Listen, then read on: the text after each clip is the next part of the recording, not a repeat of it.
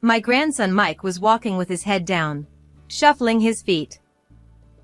It was just past 9 a.m., a time when he should have already been in school. I wondered why he was here. Concerned, I called out to him and invited him into the house. As soon as Mike came in, he took off his backpack and sat down on the sofa. "I'll put your backpack here for you." When I picked it up from the floor to move it to the sofa, it was so heavy that it seemed like it could make a loud thud. It was clearly too heavy for just textbooks and notebooks. "This backpack is awfully heavy." As I muttered in surprise, he suddenly burst into tears. It was as if some tension inside him had snapped, and his tears wouldn't stop for a while. It's all my fault." "What?" Sniffling, he slowly began to speak. "She said kids who aren't smart have to do this or else." Crying, Mike opened his backpack. When I saw what was inside, I trembled with anger. Why would anyone make him do something like this? Shaking with rage, I picked up my smartphone.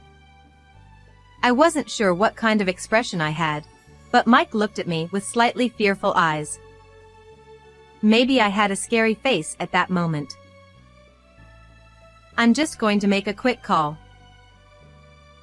I tried my hardest to put on a smile and left the living room. "My name is Kathy. I live in an apartment a little way from the city center. My only son, Tony, now lives with his son, my grandson, Mike. Tony's wife passed away in an accident about 3 years ago, around the time Mike started elementary school. After the funeral, it seemed like it would be difficult for Tony to recover. However, he said that, while watching Mike sleep peacefully, he made a firm decision. "I'm going to take care of Mike. I'll raise him well, taking care of him for my wife's sake too." From that moment on, he threw himself into being a single father. He managed everything, from attending school events and being a school committee member, to making Mike's breakfast and dinner, as well as doing the laundry. I thought he might give up after a few months, but I remember how, over the phone, he laughed and said, "It's harder than I thought," with a cheerful tone. I realized he must have found it rewarding. Tony worked for a large company, but at the time, he didn't have too much work. However, as his workload increased, he struggled to balance both his job and housework. One time, Mike got a fever at school, and Tony wasn't able to pick him up. This was the first time Tony had ever called me for help. I think he realized he was reaching his limit. After that, he gradually began asking me to help with raising Mike. Fortunately, my apartment is less than 5 minutes away from Tony and Mike's place. On days when Tony knew he would be late due to work, he would let me know in advance, and I would take care of Mike. Mike comes over excitedly after school. At first, he was shy and reserved, but as he got more comfortable, he became quite the chatterbox. "Grandma, listen. Today, I did jump rope." Lately, he's also been talking a lot about a new friend he made, a boy named Kevin. And then, this happened, and oh, also. Mike's stories go on and on. He joyfully talks about the everyday happenings at school. I find myself thinking, Tony was like this when he was little too, wasn't he? Like father, like son. I muse, feeling nostalgic as I listen to Mike's stories. As Tony's work grew busier, the days when I looked after my grandson increased around the time he entered 3rd grade. I appreciated his hard work, but I didn't want him to push himself too hard. Even on his rare days off, instead of relaxing, he always said he had plans. "I made a promise to Mike. We're going to the zoo on this day. Another time, he said he had plans to hang out with a colleague from work, and he left Mike with me. Could it be that he's seeing someone? I tried not to pry, but a mother's intuition is hard to ignore. No, don't dig into it unnecessarily. I told myself that and instead focused on listening to my grandson's endless chatter. Not long after that, I received a message from Tony saying, "There's someone I'd like you to meet." The next Sunday, Tony, Mike, and a woman named Maria came to my house. Nice to meet you. I've been seeing Tony. As she politely bowed, her sleek, straight hair swayed. Her graceful and refined manner of speaking almost made me sigh in admiration. Oh my. I didn't know Tony had such a lovely girlfriend. We met through a friend. We've been dating since around last year, and I'm thinking about remarrying. Remarrying? But what about Mike? I've already met Mike several times. He's so adorable. She bought me ice cream at the zoo.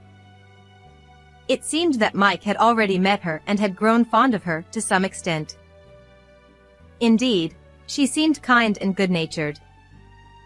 If she was someone both Tony and Mike had chosen, I felt there was no need for concern. I see. Well then, we need to celebrate, don't we? That day, I made a feast to celebrate the beginning of a new chapter for our family. After that, Tony, Maria, and Mike started living together as a family of 3. Now, a few months later, I rarely have the chance to look after Mike, and I feel a bit lonely because of it. One day, I received a message from Tony saying that he would be moving to the city for a job assignment. He mentioned something about being involved in launching a new project, though I didn't quite understand the details. Despite just having started his new life as a newlywed, he already seemed busy. As he had said, a little while later, Tony left for his job assignment. He sent me a short message. I'm off. Please take care of Maria and Mike. Of course, I was prepared to support them. Becoming a mother so suddenly must be a lot of pressure for Maria. Maria, if you ever need help, don't hesitate to ask me. When I offered her those words, she gave me a gentle smile. Thank you so much. Soon after Tony left for his assignment, Maria occasionally asked me to look after Mike. I was happy to have more opportunities to see my grandson. I gladly accepted, thinking it would be nice to hear Mike's stories again, just like before. I made it a habit to bake pancakes whenever it was time for Mike to come over after school. Grandma, I'm home. Welcome back.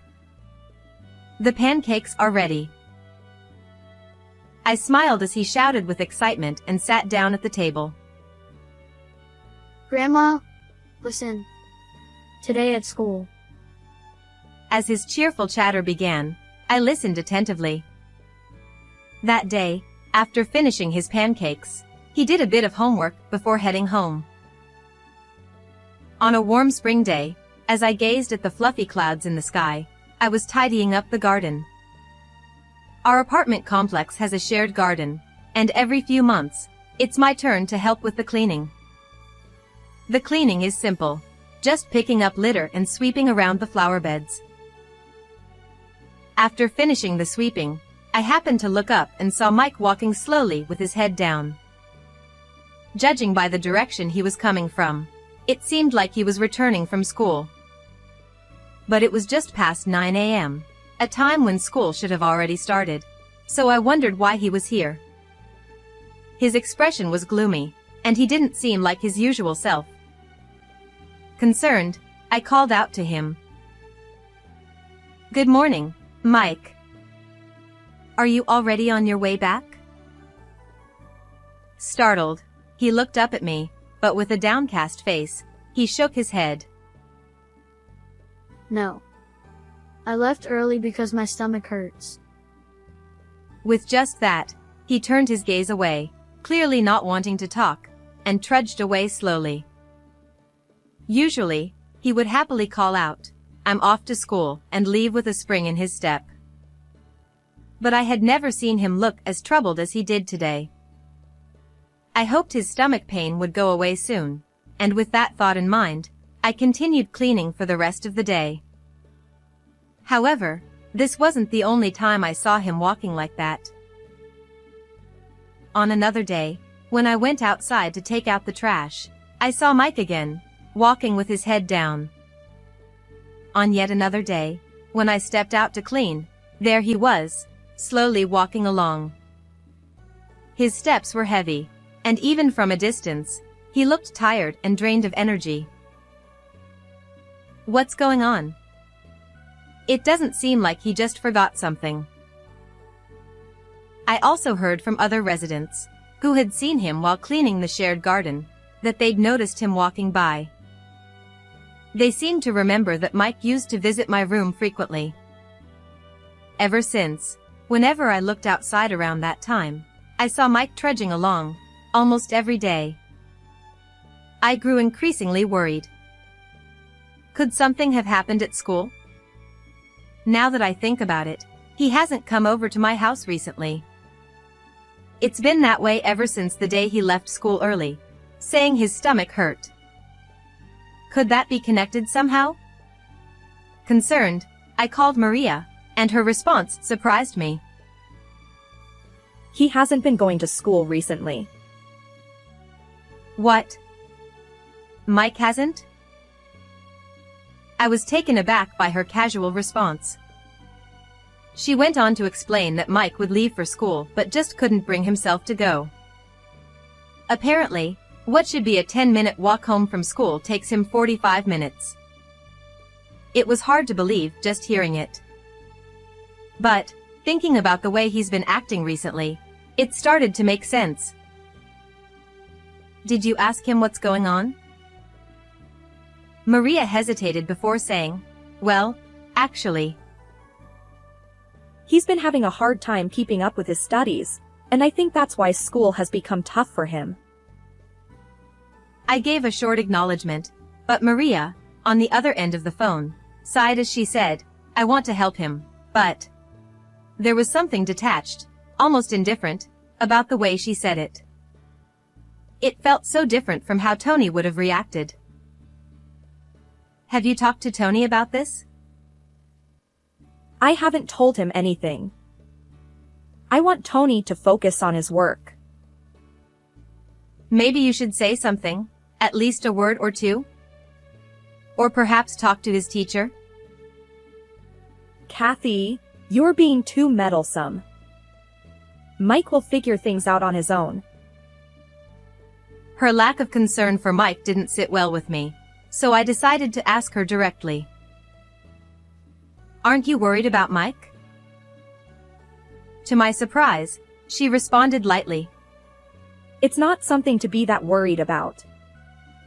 Everyone has times when they don't feel like going to school. Kids are like that, she added, and then she ended the call.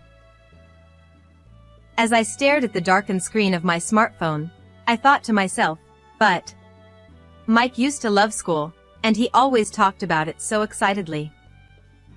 He even once boasted about asking his friends for help with things he didn't understand in class.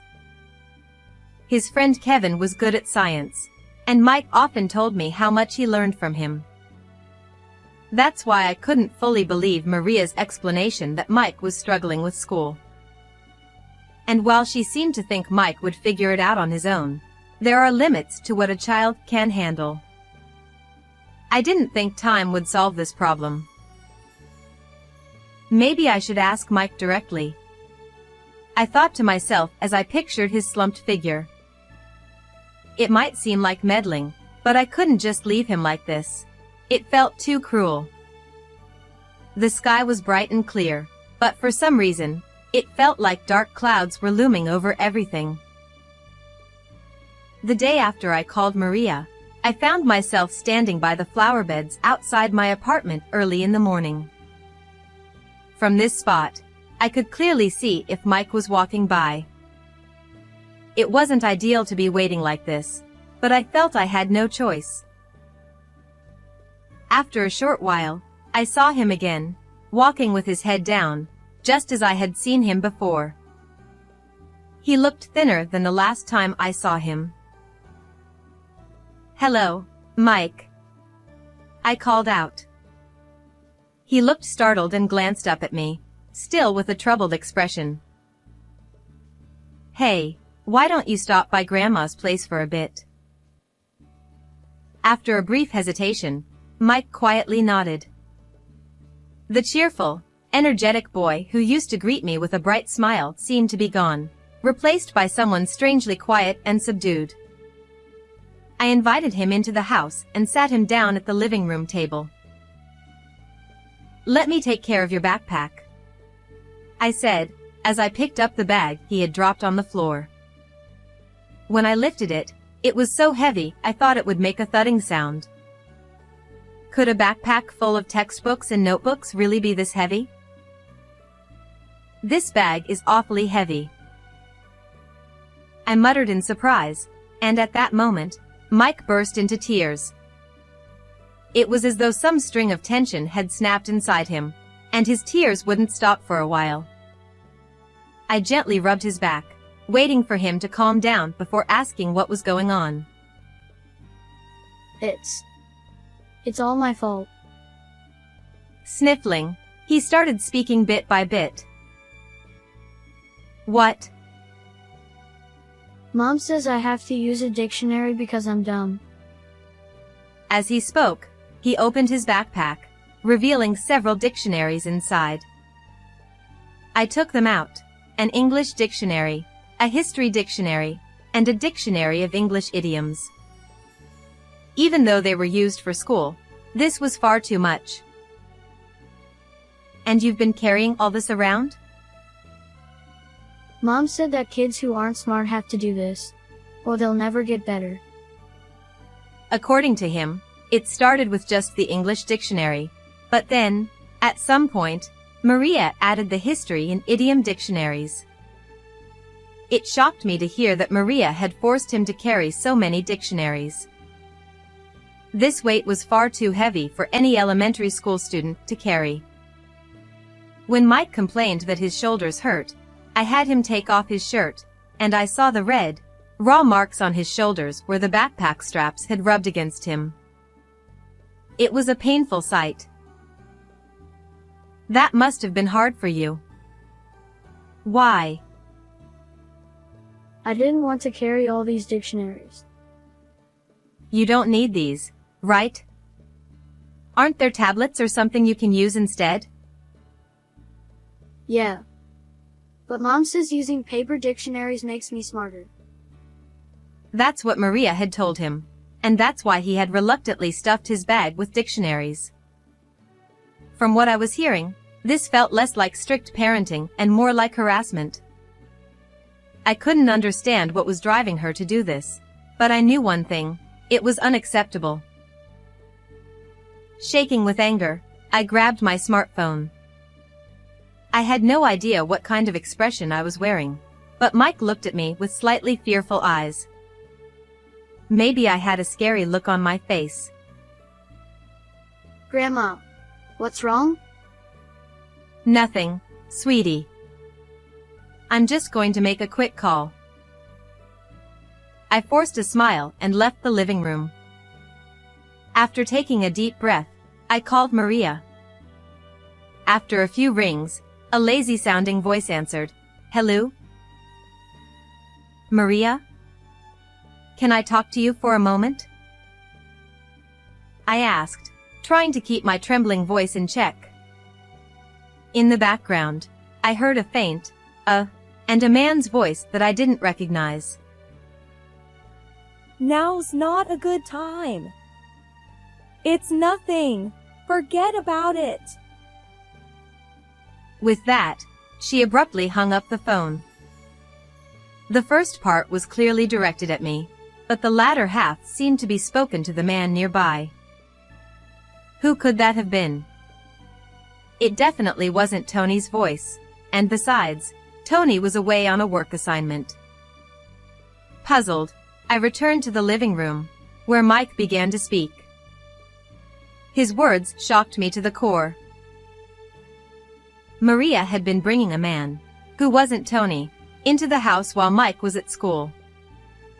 Mike found out about it one day when school ended early. Ever since then, he had been spending most of his afternoons at the park, trying to kill time. She had also been imposing food restrictions on Mike. Taking advantage of Tony's absence, she had started slacking on meals. When Dad was here, she would make omelets or whatever I wanted.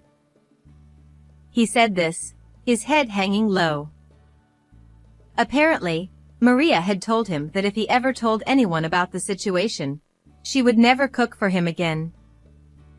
So, he kept quiet, enduring his hunger. That day, when I saw him walking past while I was cleaning the garden, he must have been hiding his discomfort. In a world where he should have been eating until he was full and enjoying school, he was instead growing thinner, walking back and forth between school and home with painful marks on his shoulders. What kind of person would subject a young child to this? My anger flared up even more as I trembled, clutching my smartphone. Mike. Grandma is going to your house now. I'm going to have a talk with Maria. But she told me I'm not allowed to go in if a man's there. Don't worry, leave this to Grandma. I borrowed Mike's spare key and told him to stay here while I headed out of the apartment. Tony's apartment was right nearby. I used the key Mike had given me to enter. Wah. Kathy?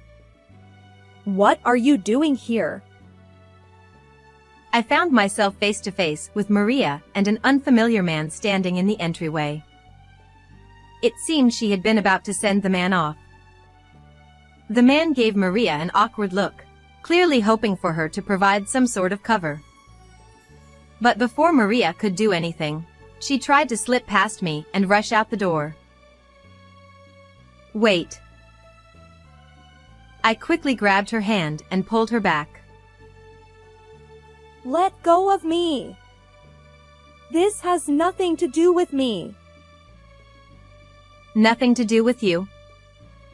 Of course it does. Explain yourself. I motioned for the man to come inside as well, and we all went into the living room. I made the two of them sit down on the floor and asked for an explanation of what had been going on. Sir, we haven't met before.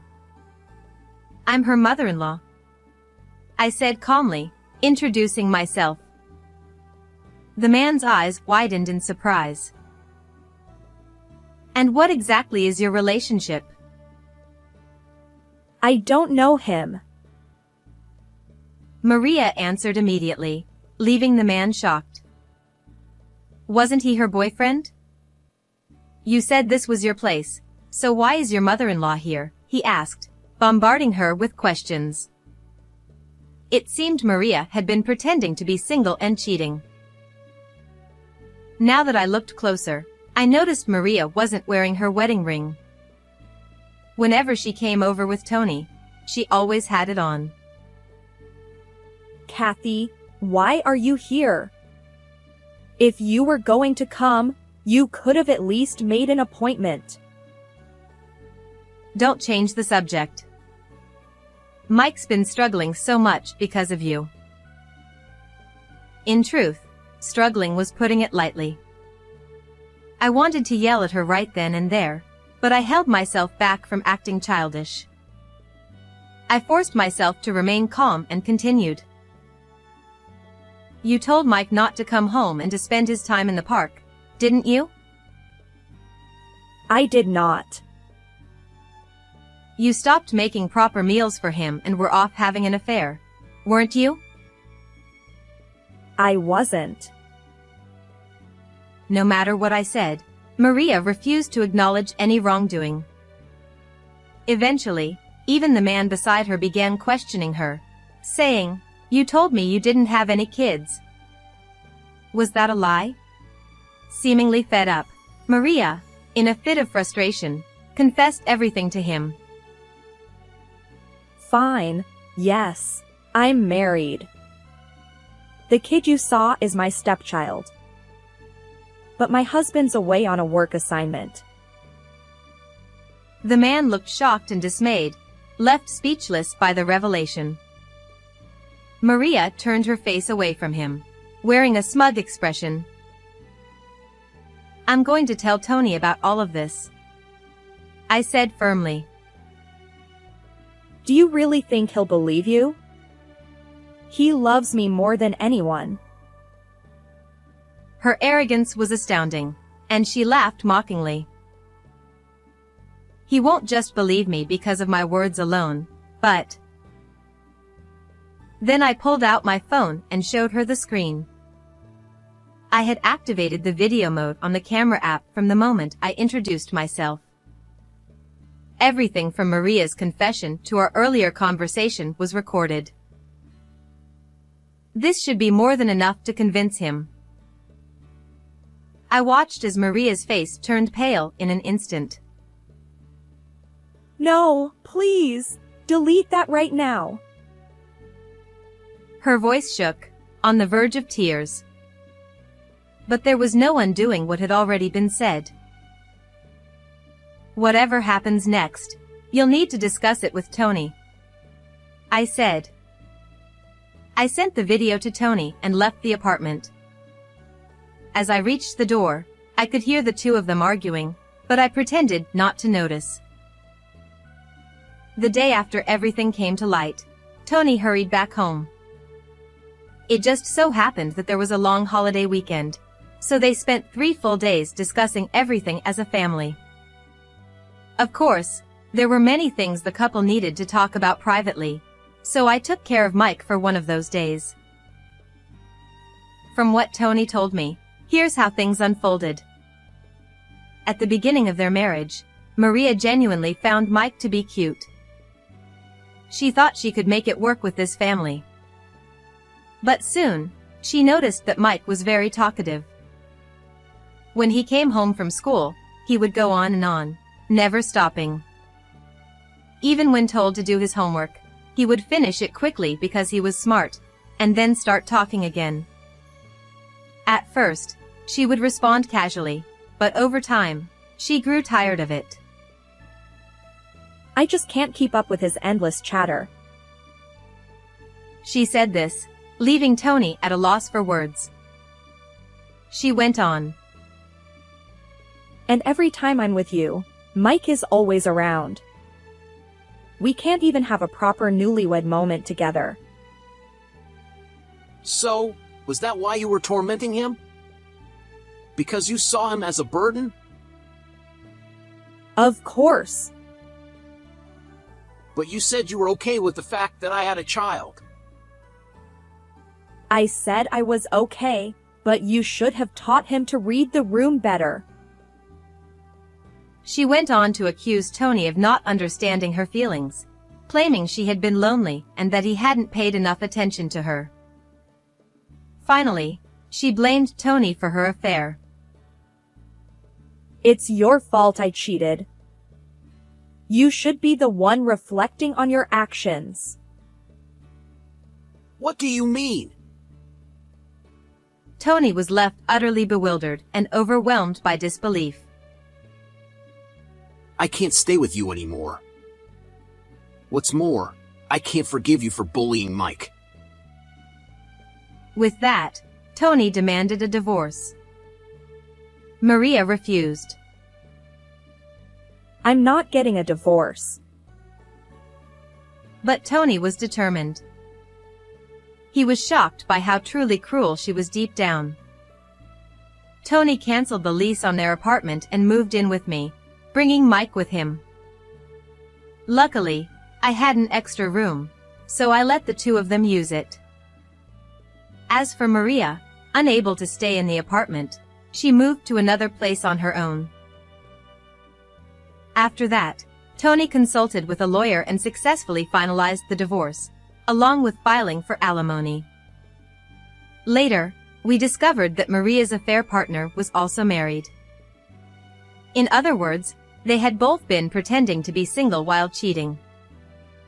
The married man's wife eventually found out about the affair, and he was served with divorce papers as well. I'm sure that man must have been overwhelmed too. Both Maria and the man received alimony claims from his respective spouse. Maria, seeing an opportunity, tried to reconcile and get back together with her affair partner. However, the man rejected her, finding her unbearable. He reportedly told her that he couldn't be with a woman who could so easily pretend to be someone else. It was truly a case of karma. Maria was left alone, now burdened with debts from having to pay alimony to both Tony and the man's wife. Crushed by the weight of her debt, she sometimes tries to contact Tony. But Tony, having no obligation to help her now that they are divorced, has coldly turned her away. Apparently, Maria now works 2 jobs, both day and night, living like a worn-out rag. After this, I doubt even she will ever consider cheating again. On the other hand, Mike remained downhearted for a while. It seemed that what Maria had done still weighed heavily on his mind. He struggled with sleepless nights and a lack of appetite, affecting his overall well-being. Upon realizing this, Tony took immediate action. He spoke to his company and arranged to cut his assignment short, allowing him to come home early. Fortunately, the project he had been working on was wrapping up, so he was able to return sooner than expected. On weekends and holidays, he started spending more time with Mike, going out together and helping him with his studies. At night, when Mike couldn't sleep, Tony would sometimes sleep next to him. I, too, made sure to be involved in caring for my grandson, keeping a close eye on his recovery. Gradually, Mike's appetite began to return, and he started focusing on his studies again. At one point, he couldn't even bring himself to eat pancakes, but now he devours them with ease. Tony and I both breathed a sigh of relief as we saw his appetite return. Mike, who had always been an active boy, even started jumping rope at the park again. Grandma, do you think I'll be able to play with Kevin again? He paused mid-jump, quietly voicing his concern. I reassured him. Of course. I'm sure Kevin's waiting for you too. With help from his teacher, Mike was slowly able to start attending school again, beginning with visits to the nurse's office. Little by little, Mike recovered, and within 6 months, he was back to going to school regularly. He admitted he was nervous when he first stepped back into the classroom. But as he spent more time with his classmates, he quickly fit back in. When he came home, his face would light up as he excitedly recounted everything that happened during the day. Grandma, guess what? Today, Kevin and I played during lunch break.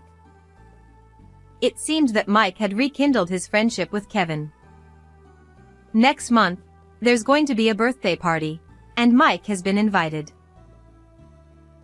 That's wonderful. Have fun. I want to bring a birthday present. What should I get him? As I listened to each of his thoughts, I smiled warmly, grateful to see the return of the bright, cheerful Mike. I look forward to watching my grandson continue to grow and flourish. How did you enjoy today's story? Don't forget to subscribe to the channel. See you in the next video.